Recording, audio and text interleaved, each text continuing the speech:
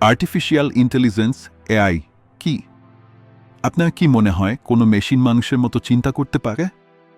আপনাকে আজ নিয়ে যাব এক অত্যাশ্চর্য জগতে যেখানে মেশিন নিজে শিখতে পারে, সিদ্ধান্ত নিতে পারে এবং এমনকি সৃজনশীল হতে পারে। আর্টিফিশিয়াল ইন্টেলিজেন্স বা সংক্ষেপে এআই এমন এক প্রযুক্তি যেখানে কম্পিউটার বা মেশিনকে মানুষের মতো চিন্তা করার ক্ষমতা দেওয়া হয়। এটি আমাদের দৈনন্দিন জীবনের বিভিন্ন ক্ষেত্রে বিপ্লব ঘটাচ্ছে। কিন্তু আসলে এআই কিভাবে কাজ করে?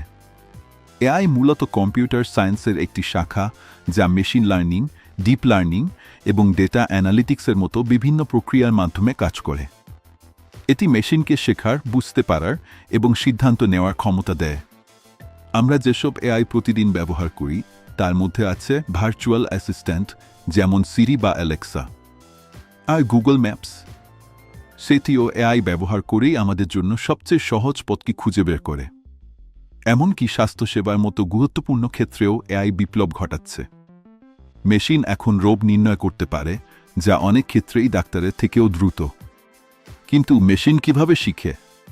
এটি সম্ভব হয় ডেটা এবং অ্যালগোরিদমের মাধ্যমে।